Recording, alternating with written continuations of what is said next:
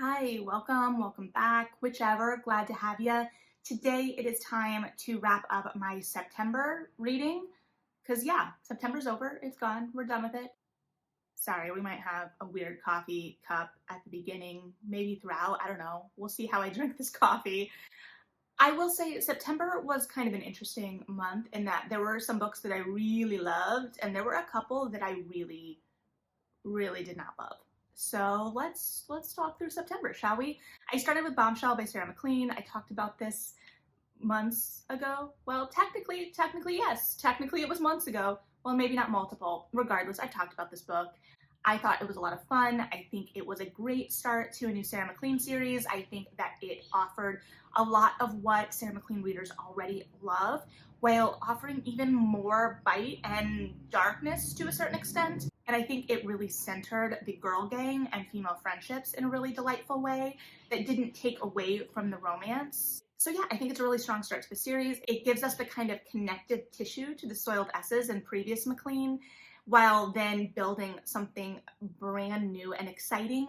And I think it also does it in a way that doesn't exclude readers who may not have read previous work. So I think it's a lot of fun. I'm really excited to see where this series goes. And if you want more thoughts, I definitely have more thoughts that I'll link above, and a lot of the books this month I may link to more thoughts because I feel like I've talked about a decent amount of them already, but not all. And one of the not quite all is Cultish by Amanda Montell.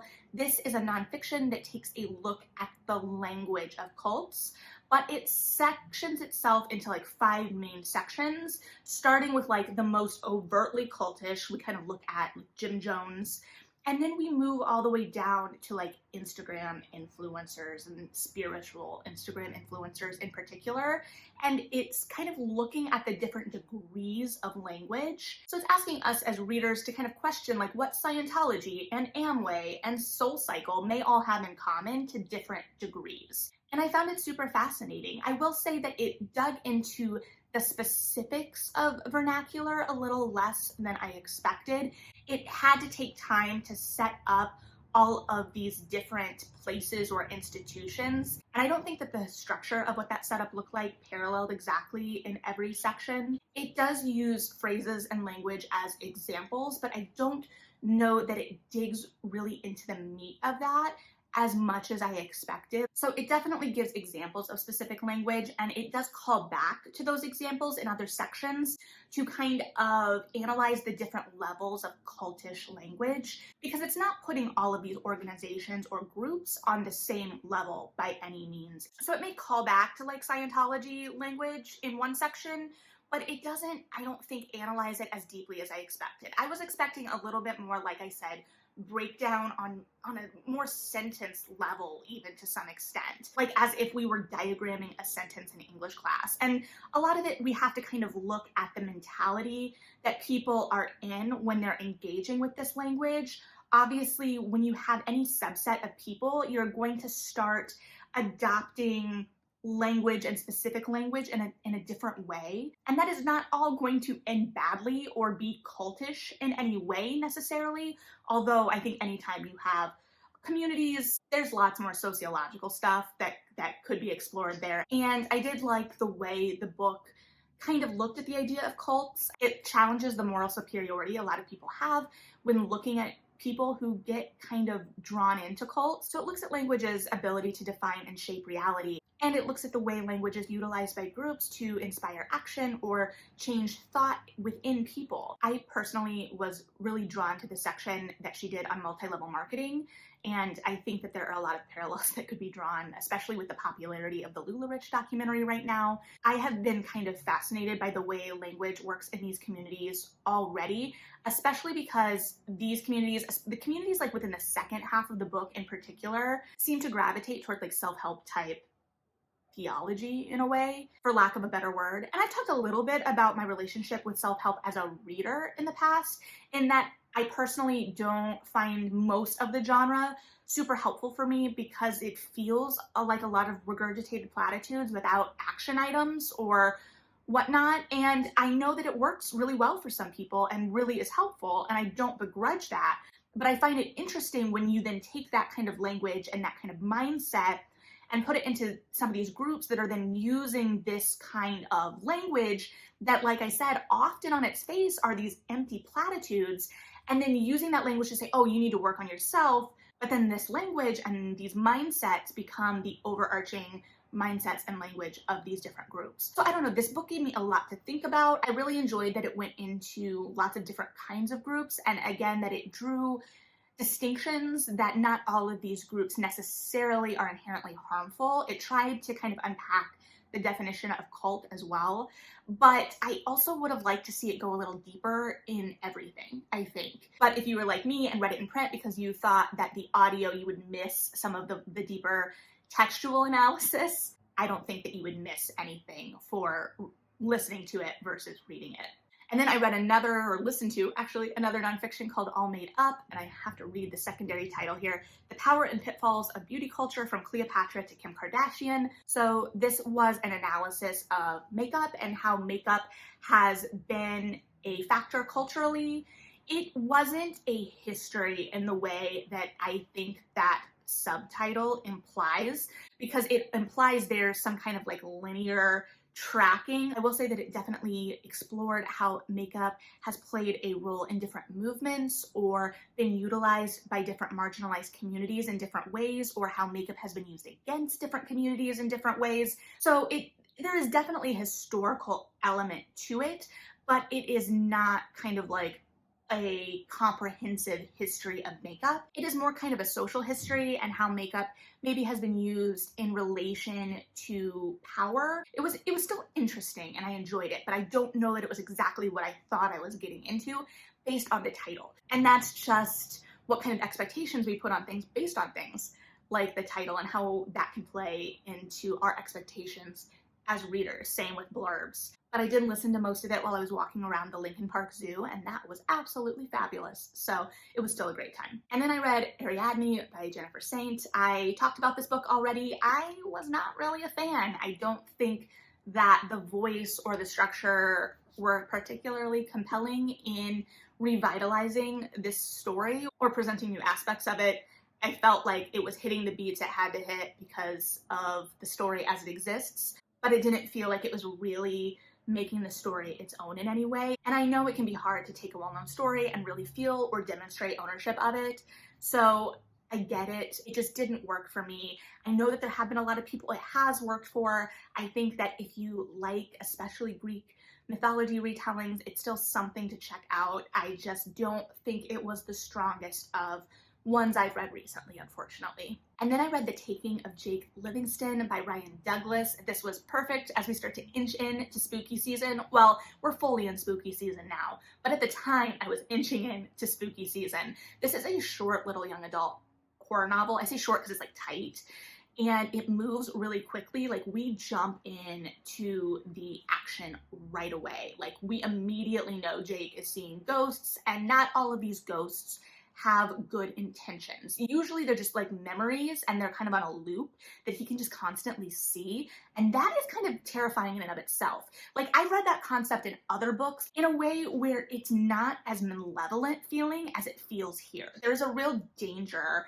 immediately in this narrative. And I think the way that Douglas crafts this danger is excellent. The tension is fantastic. By the time we get to the end, the stakes are so high. I did not know how he was going to get us back from the climax. I did not know how we could resolve it. And so all of that was super, super compelling. I will say the dialogue sometimes felt a little clunky for me, and the mechanics of the spiritual realm, the ghost world, Jake's powers and whatnot were a little cloudy at times, but at the same time, it was so immediate, like I said, in terms of the danger and the action, that I often could look past that element. I think the cover is great, especially like you see his big eyes open, and I felt, while I was reading, I felt like, don't close your eyes. Like, there was this sense that you just had to be on your guard at all times. And yeah, it was just a great spooky read. So if you're looking for something for spooky season, I think this would be an excellent way to go. And I will say that the way the climax played out was not what I was expecting. Like I said, he amped up those stakes and that tension in a way that I was like, oh, how do we come back from this? I don't know. But you can find out if you read the book. And then I was like, apparently, why don't we just continue with Spooky, and read A Dark and Starless Forest by Sarah Hallowell. Really, this was around the time this book came out. It's by a friend. I was kind of like waiting toward more release time so that I could be engaged in the conversation. I'd obviously read, bits and pieces in the past, but I loved this book. Like I said, Sarah is a friend, so there is a bias, but I really, really love what she's done. I've loved watching people respond to this. I had read it digitally when I put up my review video because my bookstore, where I have 5 pre-orders on hold, their hours don't coincide with my work week, so I hadn't been able to pick up my copies. I also bought the audiobook because of course I did. So I hadn't picked up my copies yet, so I hadn't read the acknowledgments, which I do like to read, and I especially like to read if I know the person. I say like I've known lots of authors, but I really wanted to get Sarah's voice. And I am in the acknowledgments, and I didn't know to expect that. Sarah, I knew when she was writing them, she texted me that she was only allowed so much room, and she's like, what do I do? There are more people I want to put in the acknowledgments. And I was talking it through with her. I was like, oh, I'm sure people will understand. Like, here are some options maybe, like if you want to like thank more people, if we can direct them here on release day or this or that or the other. And so like, of course, I was not expecting to be in the acknowledgments. I'm like, you have limited room. Why am I there? So that made me cry, which mission accomplished, because she says at the beginning of the acknowledgments, now the acknowledgments are just a place to make friends and family cry. When really I went looking for her humorous voice, but that's fine, Sarah. But I'm talking about the acknowledgments because I really want to read you the final paragraph of her acknowledgments, which I think gets at the spirit of this book in a really lovely way. Finally, thank you to my readers. I can't really wrap my head around the idea of having readers, but ideally you will exist, and I'm grateful for each and every one of you, especially the fat girls. I wanted to write a book where we could be the protagonist and we could be magic. More than anyone, I hope you love this book.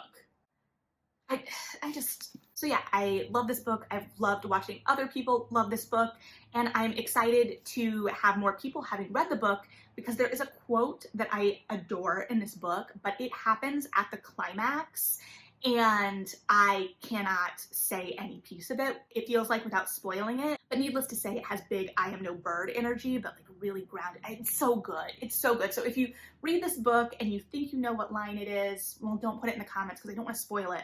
So you just need to read the book, clearly. The only way to know what the line is if you read the book. Also, if you don't read the book, how are you going to know what jump scare I angrily texted Sarah about?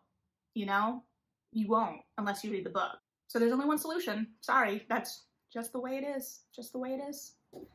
Okay, and then I read Matrix by Lauren Groff, which I've also already talked about. We have a small slew of books here that I've already talked about because they were very exciting releases for me, so I read them as close to pub as I could, and then I talked about them. So this was a really fascinating historical fiction, and Groff utilizes her very specific language and voice to analyze gender, sex, and power in the medieval time, and in a way in our own, right? Because historical fiction often is analyzing modern ideas as well. So yeah, I was fascinated by this, and especially the use of language and structure and how that played into the story. So this was a great read. It was a buzzy book, obviously, and like I said in my Feature Friday as well, I think it would make a great book club book just because there's so much to dig into with it. And speaking of buzzy books, in which there's a lot to dig into or conversation to be had, Beautiful World, Where Are You by Sally Rooney.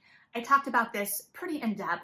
I do want to say, because I've talked to some friends about this since too, and especially with all of the buzz around Sally Rooney, I don't think Sally Rooney is for everyone. I don't know that everyone is going to respond to her. I do, but I don't think if you are not drawn to this, especially because it does mirror real life so particularly, and it kind of puts us in that kind of uncomfort, right? I don't know, like the voice is great. I really respond to it, but I find the conversation around it really interesting because I do think you either really respond to it or it's just not your cup of tea at all. And I think both are very valid, but I think that both also reveal really interesting conversations. So yeah, that's all we're gonna say about Sally Rooney right now. I read it, I enjoyed it. I don't know that it was my favorite at this point. I think having sat with it, I think Normal People might still be my favorite. I don't know. And then I read The Dead Queens Club by Hannah Kaplan. I talked about this in my 6 recommendation video. I had started this when it came out in like 2019 and just never finished it for whatever reason. I wasn't in the right headspace, but I wanted to have the full picture of it to recommend it in that video. And it really felt like it was gonna be a book that I should talk about in that video, and it was, and I did. So it is a reimagining of Henry VIII and his wives that takes place in a high school in Indiana, and we follow Cleves, Anne of Cleves, because she came from Cleveland here. And we start in kind of the Catherine Howard era in terms of the main action, but we know that Cleves has known Henry from the beginning in this retelling, but from like summer camps, and I was trying to figure out what overachiever summer camp, like what university it would be at, and I couldn't quite figure it out.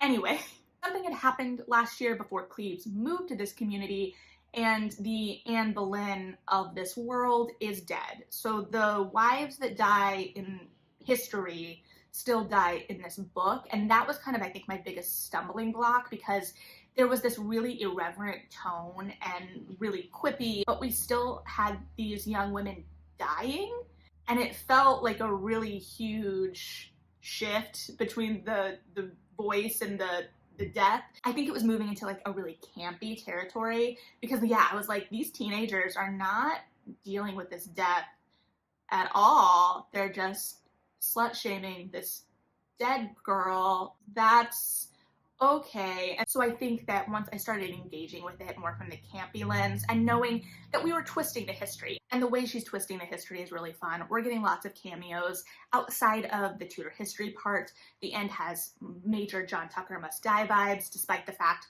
that I haven't watched that movie in a long time. I don't know. Regardless, I stand by that if you enjoyed the musical 6, you should definitely read this book. So mission accomplished, I guess. And then my book club was meeting, so I needed to read the next 2 Bridgerton books, which are Eloise's To Sir Philip with Love and Francesca's When He Was Wicked. I almost sent the Monty Python and Now for Something Completely Different gif into the text thread, because that's what these books feel like. We're kind of into a safe place in the series by this point, and so these 2 books are the grief books. Even in comparison to like Anthony has grief he's dealing with in his book, and I'm not saying that there's not heavier subject matter in the other books, but these are heavier. So it's good to have a place to kind of talk those out, talk about how we think they hold up, what we think that they are grappling with. There's a whole lot there. I do think the books showed kind of some of the challenges the show is going to have later in going from page to screen, even just in terms of timeline. I will say it was interesting too, because both of those books,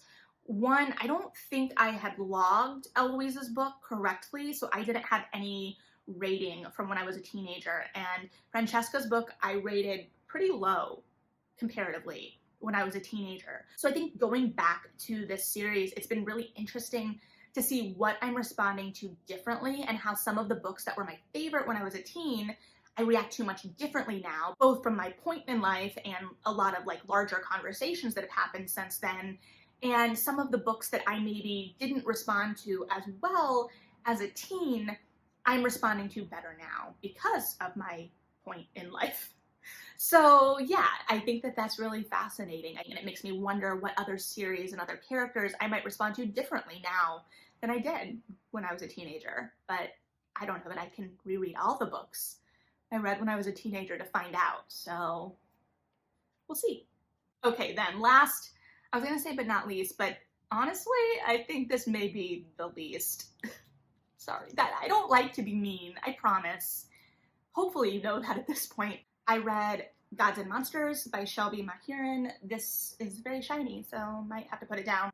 This is the 3rd and last in the Serpent and Dove trilogy. I read Blood and Honey last year. I bought that because I was so eager to read it after Serpent and Dove. And I was like, oh, why did I not feel compelled to buy this book this year? Because I got it from the library, which is valid, obviously. But I was like, I wasn't feeling super compelled to buy it. And I enjoyed the second book, or at least I thought I did. This book is kind of making me question everything. I know I enjoyed the first book. I don't think it needed to be a trilogy. I think that was the problem. I think that we could have resolved it in book 1 in a satisfying way. There were parts of this that still got me emotionally, especially anything involving Ansel or references to Ansel. But overall, 1, it didn't need to be this long. Now, granted, I think this is kind of deceptive because the font is really big, like it moves very quickly just from like a font and layout perspective, it reads quick. So it's long and not long at the same time, but it didn't need to be this long. Especially like the first 100 pages felt unnecessary, and there were just lots of opportunities to tighten. It felt like we were kind of trying to find our way out of the forest, like, because the second book takes place largely in the forest. But I think we maybe wrote ourselves into a corner, and here we had to try and find our way out. So maybe potential small spoilers, so skip ahead if you don't want small spoilers. So at the beginning of the book, we're dealing with a Lou who is not Lou because she's been possessed at the end of the last book. And then like finding out about that, like the group finally realizing what is going on. And then by the time we kind of resolve that, then Reed loses his memories. And that just all felt very contrived to me. And I was like, what? Why? What? And then like what that led to, the action just felt so unnecessary. It didn't really feel like we were forwarding to the climax. It felt like we were just killing time before we got to the climax. And I hate saying that. I hate saying that. But I really did not enjoy this book. And I hate that because the characters, the ensemble in this are still really great. I love what she did particularly with Celie and Jean-Luc in this book, and kind of analyzed, I think, the whole series, this idea of good and evil and what we consider good and what we consider evil and how you kind of exist in this in-between. There's a whole lot I think this series had to say. I think this book just lost itself. So I don't know. I don't know if I'm gonna keep Blood and Honey now. I would definitely still buy a copy of Serpent and Dove because I really enjoyed that book, but I don't know that the rest of the series really was as satisfying. I don't know. I still recommend the first one, and it's a hugely popular series, but I don't know that I've been disappointed by an ending in that way in a while, and it stung, not gonna lie. So yeah. And if you disagree, honestly, I hope you do, because that means you had a pleasant reading experience, and I want that for you. I want that for everyone. And I don't think that the author is a bad writer. I think that I just didn't respond to this book. So I'm hopeful for whatever comes next, and I will be very eager to see what she does next, for sure. So yeah, didn't mean to end on that note, but that's how the month ended for me. If you've read any of these books, I'd be eager to hear your thoughts, especially the books I haven't talked about in dedicated videos. Thanks for hanging out and letting me ramble as usual. If you feel like liking and subscribing, you can do that. If you don't feel like liking and subscribing, you can not do that. But regardless, I'm thankful for you hanging out, especially if you got to the part where I could say that. But I'm thankful for you either way. Have a good one, read something good, and yeah,